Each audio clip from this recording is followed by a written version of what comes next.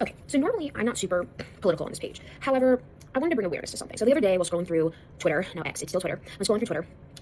I saw a post where it was just a short little clip of JD Vance, our Vice President of the United States, saying, we want more babies in the United States. Great. I completely understand why we need more babies in the United States. One, we need to make sure that we are maintaining the amount of people within the workforce, that we are replacing the amount of people who are retiring with the amount of people entering the workforce. And right now, with the way that birth rates are in, like, say, 30, 40 years, when Gen Alpha and Gen Beta are entering the workforce, there is not going to be enough workers to supplement baby boomers, Gen X, millennials, all those who are going to be retiring. So yes, there is an issue with birth rate. However, there is also an issue with being able to sustain that amount of people, both environmentally, politically, all the other Italies.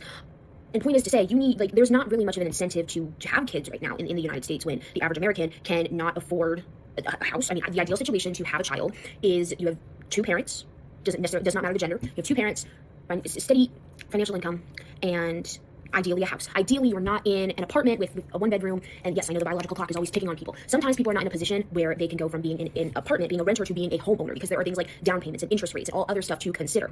And they might not necessarily be in that financial position. Lifestyle creep does exist, meaning when somebody receives a raise, their lifestyle will start to creep in terms of monetary value, and then they're not necessarily saving a lot of extra stuff. And sometimes there is no need for somebody to be, like, settling down. Ideally, you should only become a homeowner, one, when you are ready, two, when it is necessary, and three, if you are staying somewhere permanently and you want to stay there permanently, long term, ideally like 10 to 15 years, because you want to be like, oh, I'm just going to buy a house and then up and sell it the next day. That is not how you have property value at all. That's not how you have real estate value and how you add to your wealth portfolio.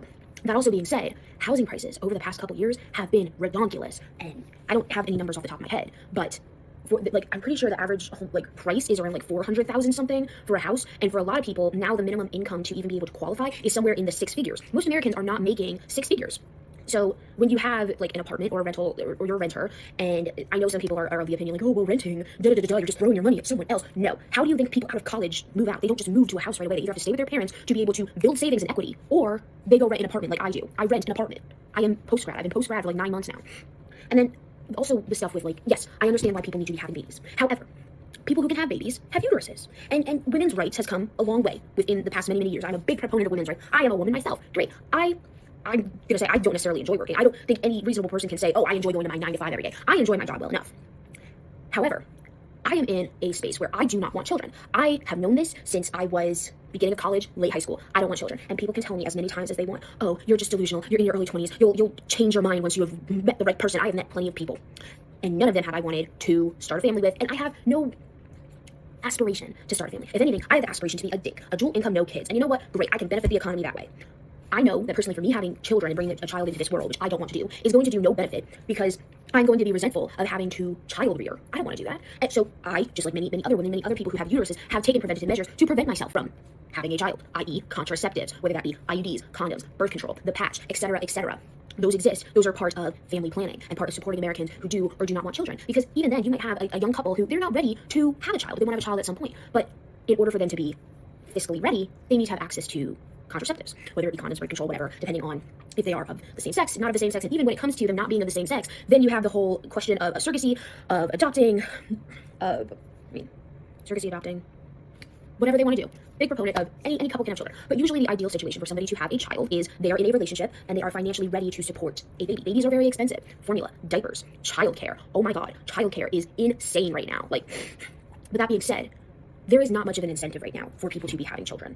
Whether that is their own morals, their own values, their own independent choice. The amount of people I have seen who are like, we need to go back in the home. Blah, blah, blah. Shut the fuck up, respectfully. Because that is not even an option anymore. Unless you have a partner who is making well into the upper 150s, 200Ks, you cannot afford to not have both sets of parents working, assuming that household is a dual income household. There are some people who are able to sustain a life with one income only. But most people are not able to do that. I'm able to do that because I live alone. I only support myself. I have very low debt. Like, there are a lot of factors that people don't necessarily consider when saying, oh, we have a population crisis and women need to have more babies and women need to go back to the kitchen and do their household duties. What you need to consider is that that is not an option anymore. If you want that to be an option, then you also need to understand that, let's say this is a heterosexual relationship. If you as a man, or just a man, says, I want a partner who's going to stay home and child rear and cook and clean and manage the house, great. You then need to understand that they are giving up their financial responsibility to you entirely. I understand there are some social media mom bloggers out there, great, they are pulling in some extra income, but it might not necessarily be the amount to sustain themselves afterwards. And there's always a question of of fidelity, of loyalty, of what if this person goes and cheats on me? Like, yes, you can say till death do us part, but there is such a high divorce rate in this country. It's just the reality of things. It is not sustainable, and it's not necessarily, let's say that a working woman goes back to a standoff. let's say a woman, a working woman says, okay, I want to be with my child for the next 5-ish years to prevent having to pay for daycare. Great. What needs to be understood is that if a woman decides, hey, I'm going to stay with my child, I'm going to take care of them for like the next 5 years before they're in kindergarten so that we can prevent like having to pay for high cost daycare. Great. It is statistically more difficult for that woman who has decided to take a break from being in the workforce to be able to enter the workforce at the same position, at the same pay rate that they were compensated at before. And it sucks, but it just is how it is. And I'm not even going to bother with people arguing with me on the wage gap disparity. There's always been a wage gap disparity for women, for people of color. It does not matter. Statistically, a white woman will never earn as much to the dollar as a white man will. And just even getting into people of different races and different sexes and combining those two demographics together to look at it intersectionally to see how it compares to dime on the dollar of how much someone to a white man makes. And that's not saying that, oh, you as a white man have not worked hard to get where you are. You have. People work hard to get where they are. I do not doubt that. But we also have to keep in mind that there are systems in place that prevent people from being able to break generational cycles, from preventing people to be able to climb into the next tax bracket. I myself am incredibly fortunate to be able to live on my own. Very, very fresh out of college. Most people will not have this option. But there's not an incentive for people to have kids, and when everyone is screaming at each other left and right, oh my god, we need to ban abortions, we need to do this, we need to do that, shut the fuck up.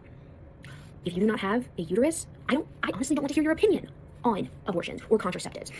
The whole reason that a lot of male contraceptives have not been approved or even tested as a drug that could be approved by the FDA as a contraceptive is because people do not want the same side effects that women have from contraceptives to bleed over into men. And people are like, oh, well, this country is, if it was run by women, they'd be so emotional. Really? Really?